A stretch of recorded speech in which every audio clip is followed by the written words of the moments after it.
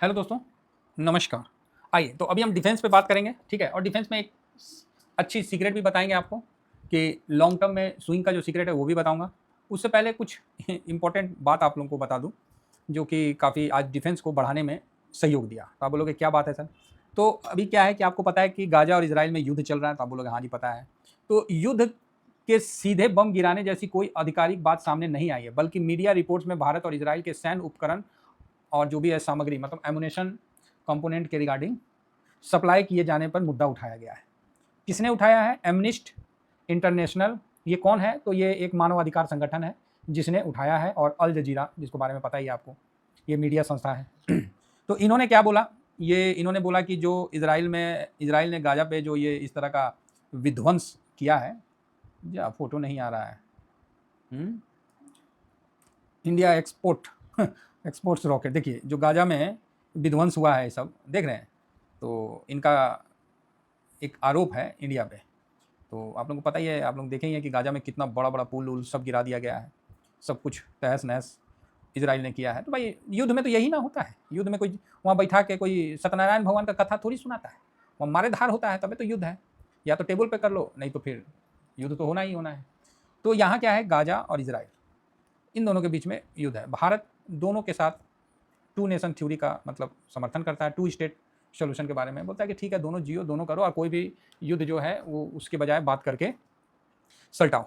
भारत का तो यही कहना है, मोदी जी का हो या पहले भी जो भी हमारी सिस्टम के द्वारा यही बताया गया है।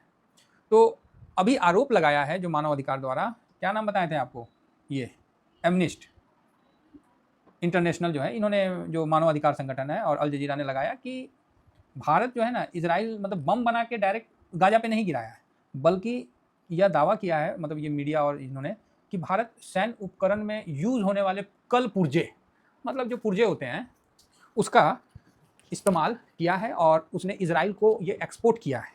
कौन किया है? भारत किया है। तो देखिए भारत और इसराइल कहीं ना कहीं एक दूसरे से आपस में कोऑपरेशन के साथ ही काम करता है। जैसे धुरंधर मूवी में भी आपने देखा होगा कि पाकिस्तान का जो था वो कैसे जाके सीक्रेट बेचता है, तो उसका वीडियो रिकॉर्डिंग इसराइल ने दिया, और ऑन ग्राउंड प्रेस कॉन्फ्रेंस में दिल्ली में इसराइल के जो दूतावास थे बोले ये तो कम बताया गया, बस यही वर्ड बोला, अरे जो है ये तो बहुत कम बताया गया है। भारत और इसराइल का बहुत पुराना रिश्ता है, बस सोचिए आप, मतलब जो वहाँ बताया गया सीक्रेट ये बहुत कम है, बहुत आगे तक मतलब है। तो स्वाभाविक है कि भाई इसराइल, भारत जो है इसराइल को ठीक है जो है एक्सपोर्ट करेगा, और इसराइल भी तो उनकी कंपनी भी तो है, दोनों तो मिलकर ज्वाइंट एडवेंचर में आपको कई ड्रोन, आयरन ड्रोन और पता नहीं क्या क्या बनाते हैं। तो ये सब तो है ही। तो भाई कल पुर्जे यूज़ किए गए और इसको लेकर चिंता जताया गया है, मतलब ये सब पे रिपोर्ट आया है। तो इस रिपोर्ट को आप क्या सोचते हैं, खराब सोचते हैं या अच्छा सोचते हैं? अब आप बोलोगे सर मानवाधिकार के हिसाब से तो ये खराब है, ये इसराइल का सब, ओ भाई तो जाके अमेरिका को पाठ पढ़ाओ ना, जाओ ना अमेरिका को पढ़ाओ ना मानवाधिकार। ट्रम्प जो है ना सोट्टी लेके बैठा हुआ है, क्या लेके बैठा है? सोट्टी। भाई ऐसा मानवाधिकार का तितर बनाता है ना कि वो कहीं बैठ के पोएं भी नहीं कर पाता है। तितर जानते हैं ना, ना उड़ पाता है ना बैठ पाता है, बस फुदकते रहता है। सोट्टी लेके बैठा हुआ भाई साहब ट्रम्प, और कति मतलब जो जा बोला मारा सोट्टी की, बस समझ गए। चाइना को काहे नहीं मानवाधिकार, भारत को मानवाधिकार अच्छा है। कुछ बदनामी कुछ दाग अच्छे भी होते हैं, समझे, कुछ बदनामी और कुछ दाग अच्छे भी होते हैं। तो यहाँ ये चीज़ तो क्लियर हो गया पूरे वर्ल्ड को कि भारत हथियार का अच्छा एक्सपोर्टर बन रहा है। समझ रहे हैं? समझे कि नहीं समझे? आप बोलोगे हाँ सर समझ में तो आया। तो अच्छा एक्सपोर्टर, बाकी भारत तो क्लियर बोल रहा है कि भैया ये सब चीज़ नहीं, अब हमसे तो ले गया, वो क्या बना रहा नहीं बना रहा वो तो उसके ऊपर है ना, वो तो काबिल है तो बना लिया। तो ये चीज़ है, और भारत को कहीं ना कहीं इसराइल को पकड़ के रखने में ही फायदा है, क्योंकि इसराइल ही है जो अमेरिका को, जैसे नहीं होता भैंस के आगे में थुथुना में क्या बोलते हैं, नाक में नहीं, उसको छेदा कर उसको क्या जाभी पहनाया जाता, क्या पहनाया जाता है, लगाम लगाया जाता है, जैसे घोड़े में लगाम लगाया जाता है, भैंस में वो आगे में लगाया जाता है, क्या बोलते हैं उसको, लगाया जाता है, ठीक है, जिससे कंट्रोल होता है, बदमाश से बदमाश जानवर भी कंट्रोल हो जाता है, क्योंकि नाक बहुत सेंसिटिव चीज़ है। तो उसी तरह इसराइल अमेरिका का नाक है भाई, ठीक है। अगर इसराइल आपके पक्ष में तो अमेरिका आपके विपक्ष में ज़्यादा दिन तक नहीं। हालांकि इसराइल काफ़ी कोशिश कर रहा है, और अमेरिका भारत के लिए काफ़ी, आपको पता ही है, क्रूड को लेकर 100% कई मतलब चल रहा है, चलने दीजिए। हाँ, चल रहा तो चलने दीजिए, आप और हम क्या कर सकते हैं, करिए भाई। इसका जो बेनिफिट हुआ कहाँ हुआ, जो डिफेंस कंटिन्यू आहिस्ता आहिस्ता होले होले नीचे जा रहा था, उसमें एक थोड़ा सा बाउंस बैक आया। ये देखिए आहिस्ता आहिस्ता जो डाउन ट्रेंड बन गया था, तो वहाँ एक हल्का सा बाउंस बैक आया है, ठीक है। तो ये बाउंस बैक कैसा है, नहीं है, सब पे हम चर्चा करते हैं। सबसे पहले आप ये जान लीजिए कि जो अपना ये डिफेंस है ना, डिफेंस, इसमें कई लोग पूछते हैं कि सर हमको कैपिटल गुड्स में इन्वेस्ट करना है।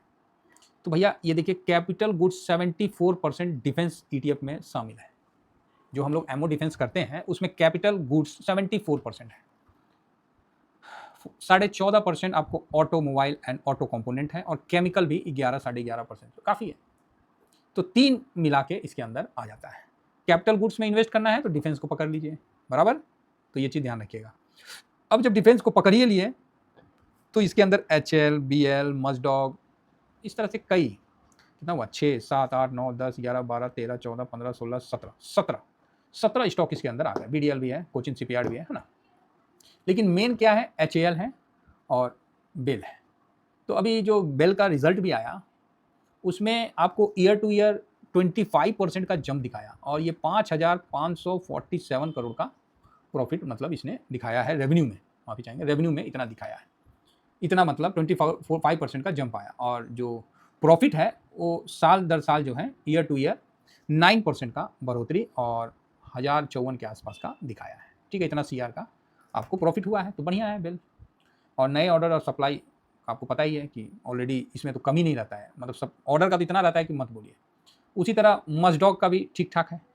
मजडॉग 3rd नंबर पे आता है, तो छोटा है, लेकिन इसका भी अच्छा मतलब इसने अच्छा मतलब रेवेन्यू भी कमाया है, और ईयर टू ईयर 21.50% का मतलब ग्रोथ दिखाया है। तो अच्छा है, छोटा है, 549 है, अच्छी बात है।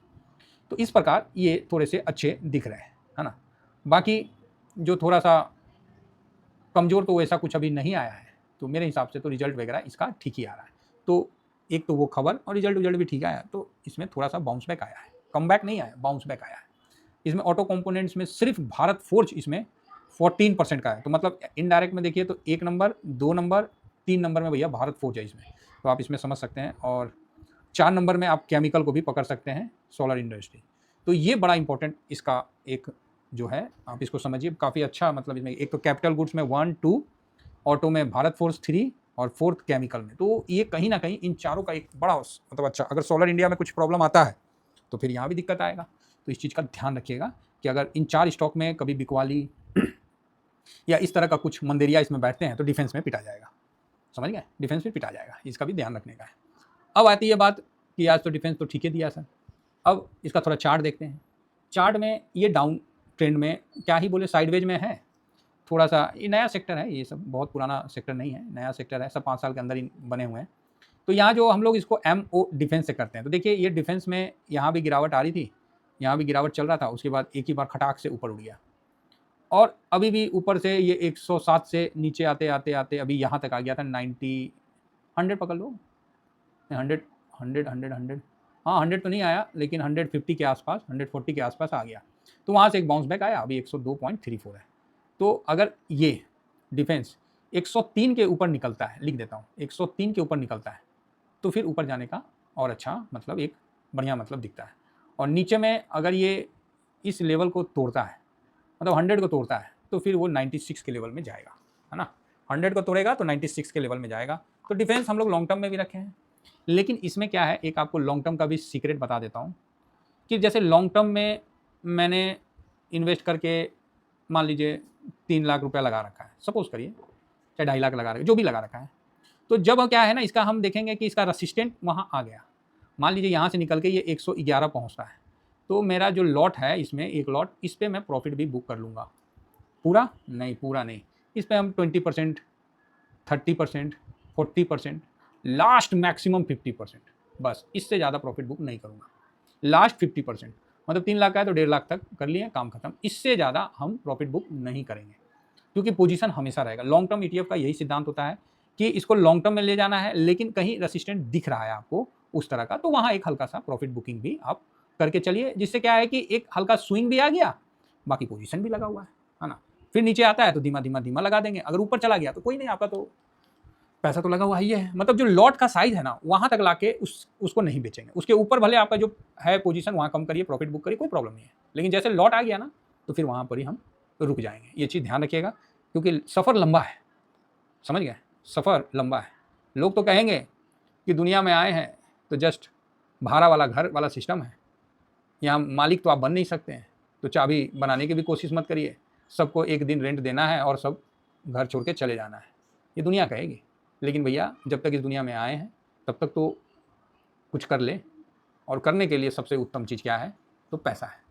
पैसा तो सर आप दारू बेच के भी बना सकते हैं, शराब बेच के भी बना सकते हैं, लेकिन वो आप लंबे समय तक सोचोगे कि उसमें आप ग्रोथ कर लो तो पॉसिबल नहीं है।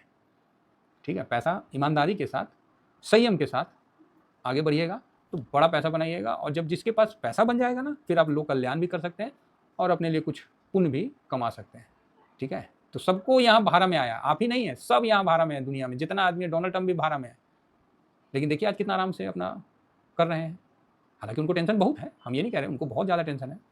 तो इसीलिए आए हैं तो पैसा बनाना है। लॉन्ग टर्म का मतलब ये नहीं होता है कि कोई ईटीएफ को आप देखिए, हम समझाने के लिए वीडियो बना देते हैं लॉन्ग टर्म ईटीएफ वाला, लेकिन मेरा जो पर्सनली मानना है ना कि लॉन्ग टर्म ईटीएफ क्या चलेगा, चाहे स्टॉक क्या चलेगा, अरे हम चलेंगे भैया, मेरा पोर्टफोलियो चलेगा, लॉन्ग टर्म पोर्टफोलियो चलता है।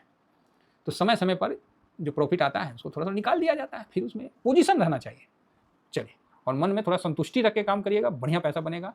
जब संतुष्टि नहीं रहेगा तो फिर कहीं ना कहीं लालच आप पे हावी हो जाएगा, इस चीज़ का विशेष ध्यान रखिए। बाकी मेरा आईटी का पोजीशन और डिफेंस का पोजीशन, दोनों पोजीशन मैं आपको स्विंग और शॉर्ट स्विंग दोनों में दे देता हूँ, है ना। ऐसे तो मैं स्विंग में ही देता हूँ ज़्यादातर, शॉर्ट स्विंग में डिस्टर्ब नहीं करता हूँ, तो यहाँ मैं उपलब्ध करा देता हूँ। फिलहाल इतना ही कहकर अपनी वाणी को विराम देता हूँ। आपका क्या कहना है जरूर बताइए। Thank you very much. जय हिंद, जय भारत।